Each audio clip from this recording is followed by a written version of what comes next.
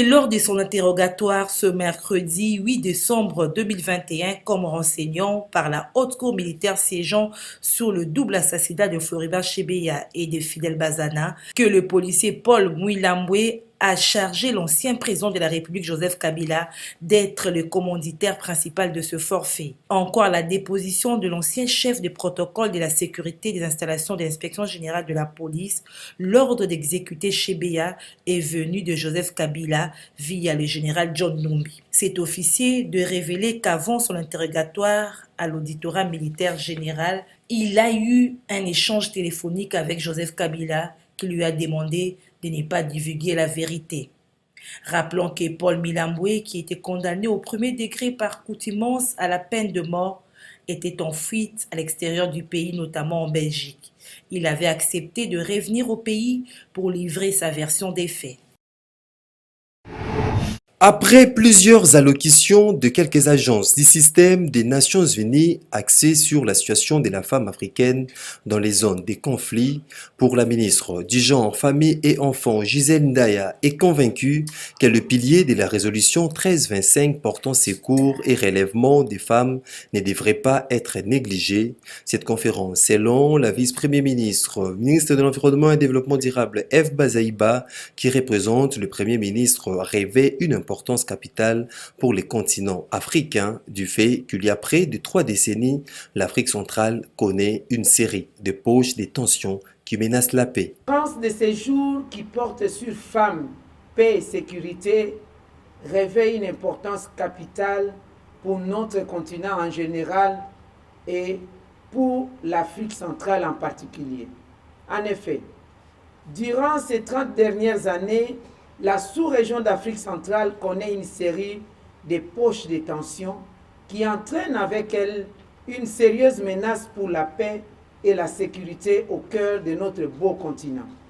Ayant présent à l'esprit que la grande majorité de ceux qui subissent les effets préjudiciables des conflits armés sont des femmes et des enfants, du fait de constituer la couche sociale la plus vulnérable de notre population, je me réjouis pour ce faire de la convocation de cette conférence dont le thème est l'implication des femmes dans les processus de prévention, la médiation et la consolidation de la paix en Afrique centrale. La résolution 2493 de 2019 proposée par un pays frère, l'Afrique du Sud, invite les États membres à participer et à appliquer pleinement les dispositions de toutes les résolutions concernant les femmes, la paix et la sécurité et à intensifier leurs actions à cet égard. Cette résolution demande également que le pays soutienne les processus de paix, de favoriser l'inclusion et la participation des femmes au pourparlers de paix dès le début. Il ne suffit pas de les inviter à la fin, mais dès le début, dès la conception, et ça sur le même pied d'égalité que les hommes. Le déploiement de la vaccination contre la COVID-19 en République démocratique du Congo a été marqué par une lenteur et une faible adhésion des populations, a reconnu le ministre de la Santé publique, Hygiène et Prévention, Dr Jean-Jacques Mbongani. C'était à l'occasion de la table ronde de consultation nationale sur la problématique de la vaccination contre la COVID-19 en République démocratique du Congo. C'est une activité louable parce que nous avons levé l'option au niveau de la République démocratique du Congo d'accéder à la vaccination contre la COVID-19 afin de protéger nos populations. Quand vous voyez le taux de vaccination mondial qui aujourd'hui avoisine le 56%, avec un taux de vaccination en Afrique un peu plus de 5%, comparé au taux très faible de vaccination en RDC de 0,12%, c'est le moment de consulter toutes les souches de la population afin de les conscientiser sur l'intérêt de la vaccination. Vous devez savoir qu'à ce jour, la vaccination est considérée comme un moyen efficace de lutter contre la circulation de la COVID-19. Donc, vacciner, c'est protéger des vies Et nous, gouvernement, encourageons une telle initiative car elle va être ancrée dans l'esprit commun afin que toute la population adhère à ce que nous attendons, c'est-à-dire d'avoir plus de 45% de la population vaccinée d'ici la moitié de l'année prochaine. Je voudrais avant toute chose saluer une fois de plus le leadership et la détermination du président de la République, chef de l'État, Son Excellence Félix-Antoine Tshisekedi Tshilombo, à travers le gouvernement pour la matérialisation de sa vision, couverture santé universelle, qui vise une situation dans laquelle toutes les personnes et toutes les communautés bénéficient des services de santé de qualité dont elles ont besoin, sans se heurter à des barrières financières. Ce jour marque une étape importante et historique dans la mise en œuvre de la vision du président de la République, chef de l'État, tendant à assurer le juste prix des produits de première nécessité, ou spécialement dans le secteur de santé est appelé le juste coût. Ceci en exécution des résolutions de la 9e réunion du Conseil des ministres du 25 juin 2021. En effet, la disparité des coûts des médicaments et des prestations a non seulement un impact négatif direct sur l'accessibilité des ménages aux soins de santé de qualité, mais aussi sur l'économie nationale.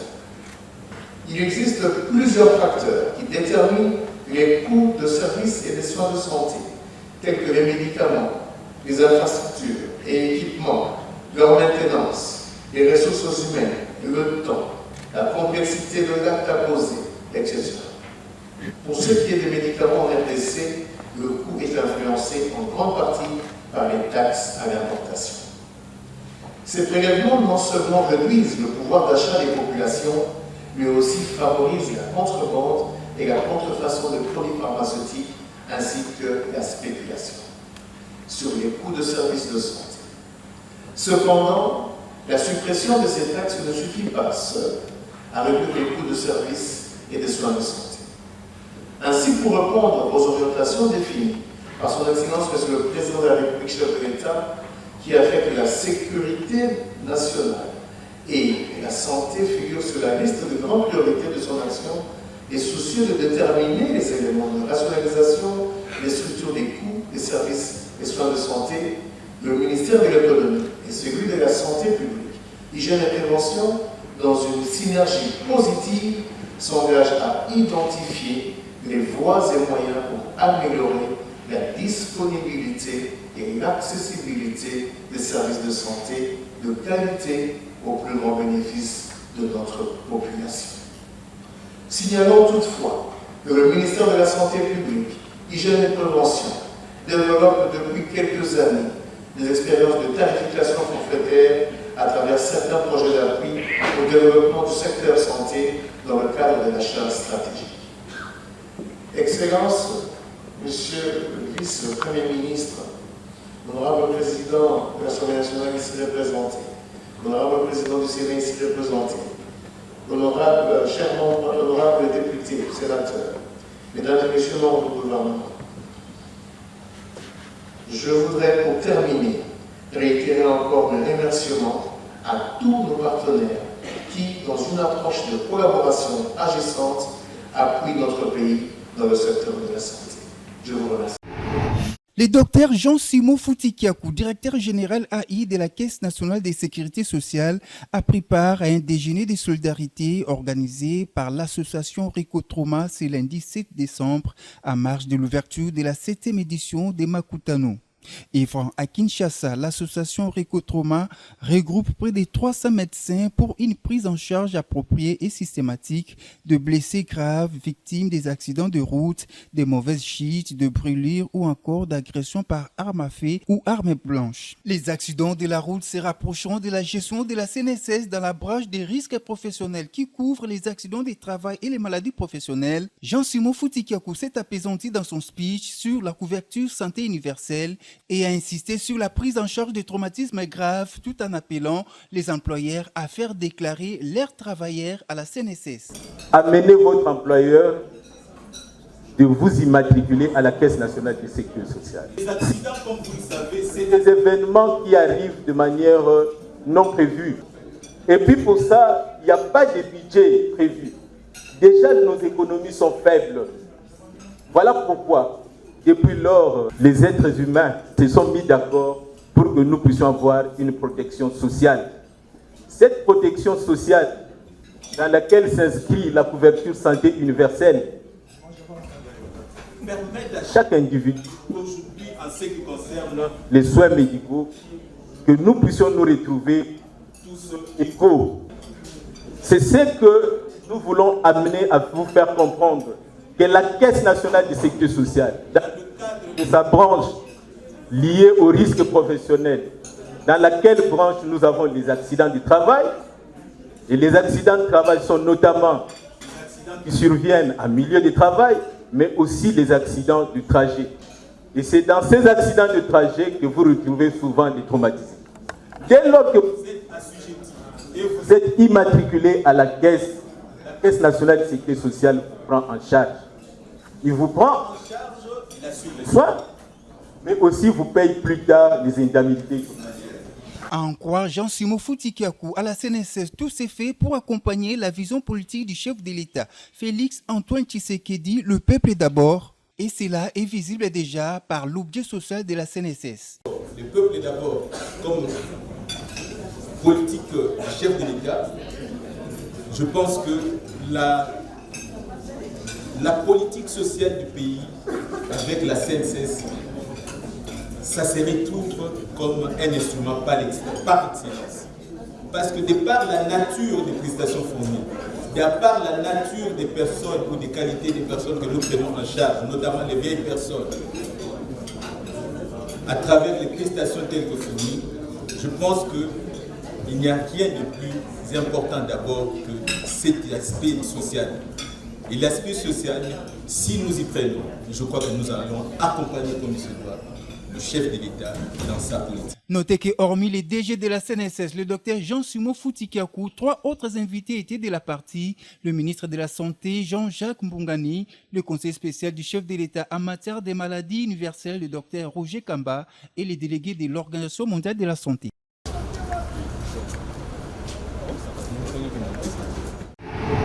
Il y a des jours, la recommandation qui a été faite par les Nations Unies pour que l'armée congolaise et l'armée ougandaise puissent s'associer également à la MONUSCO dans les opérations de traque de ces groupes armés qui sévissent à l'est de notre pays. Nous avions dit que nous avons besoin de la paix parce que ce qui se passe à l'est de notre pays est inacceptable. Là où je ne comprends pas, où nous ne comprenons pas, c'est que la MONUSCO dans ce pays, voici presque 20 ans. La MONUSCO est là. Quand les traques de ces groupes armés rwandais, ougandais a commencé, nous pensions que la MONUSCO, qui est là depuis 20 ans pour maintenir la paix, est au courant ou est associée. Maintenant, c'est les Nations Unies qui demandent à nos forces armées d'intégrer la MONUSCO dans ces opérations de traque. En tout cas, il y a quelque chose qui ne va pas. Et on ne peut pas comprendre que la MONUSCO est là, avec armes et munitions, avec des éléments qui coûtent des millions de dollars chaque mois, mais que la MONUSCO ne soit pas mise à contribution. Il a fallu que les Nations Unies donnent presque l'ordre aux autorités congolaises pour que celles-ci acceptent que la MONUSCO signe un contrat avec les FARDC. Je ne vois pas une guerre être gagnée dans ces conditions-là. Et que la paix revienne à l'Est, malgré l'arrivée des troupes ougandaises qui sont nos ennemis, ces Ougandais qui financent ces groupes armés, mais curieusement, ils sont entrés chez nous et ils osent même dire qu'ils ne quitteront le Congo que lorsqu'ils auront mis fin à l'insécurité, alors que nous savons que ce sont elles-mêmes, cette armée-là ougandaise, qui sponsorise aussi les groupes armés. Donc c'est une raison de rester chez nous définitivement pour piller les richesses. Quant à la MONUSCO, nous ne comprenons pas à quel jeu elle joue. Après sa participation active au séminaire d'imprégnation structurelle et thématique de 10 jours, Denis Kadima, président de la Commission électorale nationale indépendante CENI, a eu une entrevue mardi 7 décembre 2021 avec l'ambassadeur du Royaume de Suède, Henrik Rasbrandt. Les deux personnalités ont focalisé leurs échanges sur le processus électoral qui se met progressivement en place se basant sur la feuille de route élaborée lors du séminaire d'imprégnation des membres de la CENI. Cette rencontre était pour l'hôte du président de la CENI une occasion d'échanger sur le passé de la CENI, mais aussi sur le futur concernant le processus électoral. C'est pour moi une visite de courtoisie, puisque le président de la République, dans son allocution, il a invité la communauté internationale à accompagner la RDC. Le président de la CENI, M. Denis Kadima, vient juste de prendre ses fonctions et ça a été l'occasion pour moi, bien sûr, d'échanger avec Monsieur le Président. Et on a échangé bien sûr un peu sur le passé, mais surtout on s'est concentré aussi sur l'avenir.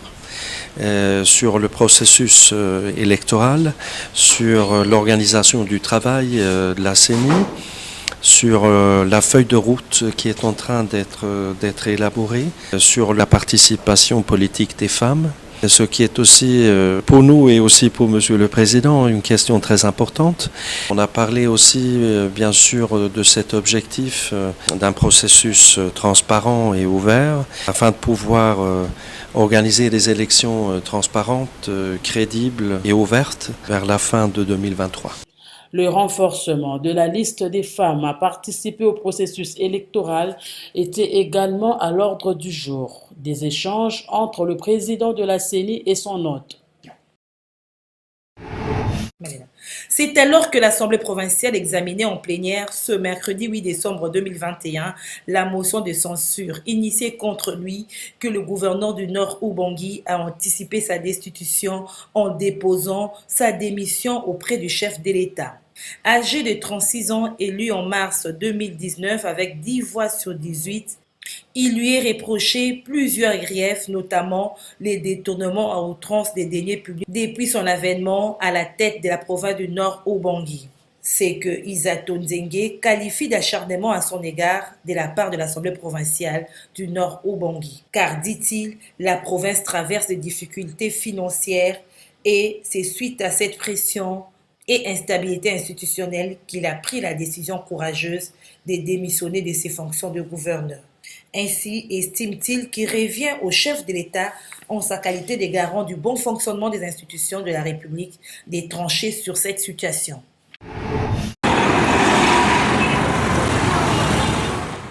Le ministre provincial du Sport et de la Jeunesse, Iloa Babanga Paulin, a effectué le mardi 8 décembre une visite au stade Cardinal Malula, ex-24 novembre, question de se rendre compte de l'état de dégradation très avancé de ces stades devenus à ce jour impraticables à toute discipline sportive, mais qui croit, à en croire le numéro 1 du sport et de la jeunesse de la capitale, subir une réhabilitation complète.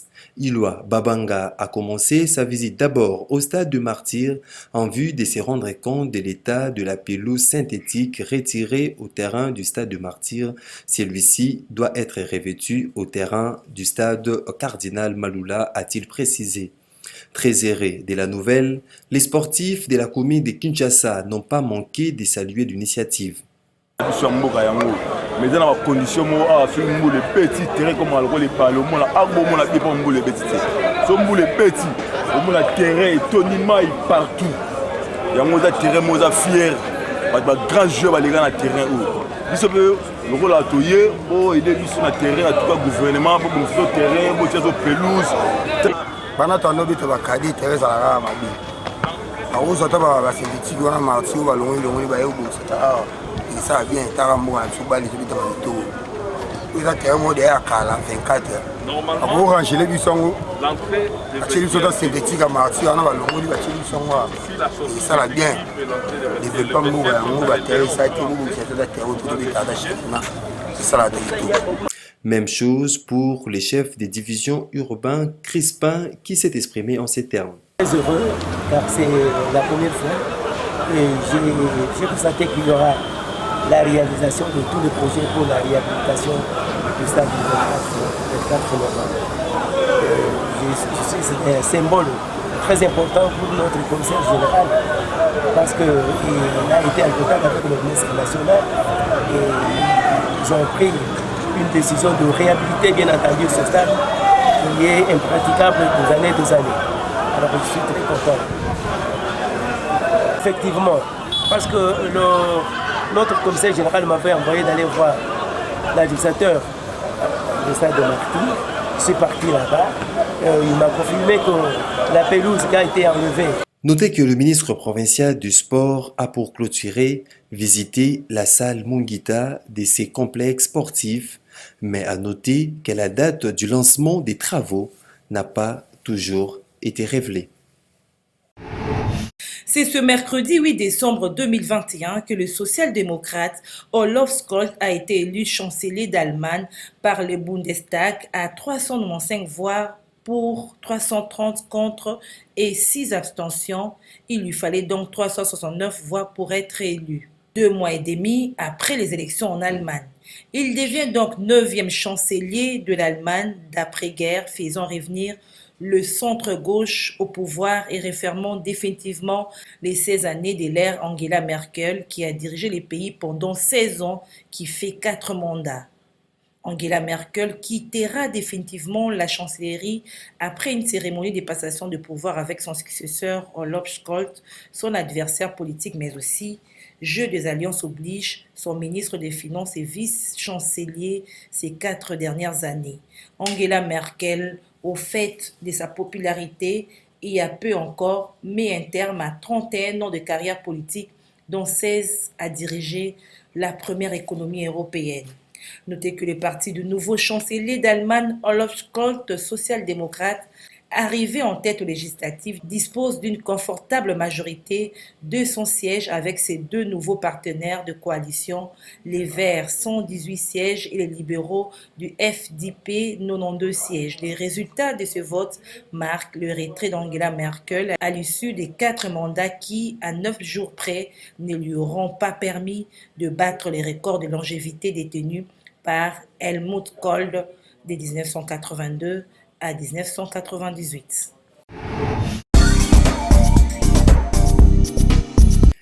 Liberté provisoire de Vital Kamerhe, ça bouillonne à l'UDPS. C'est avec ce titre à la une de vrais modérateurs que s'ouvre cette revue de presse.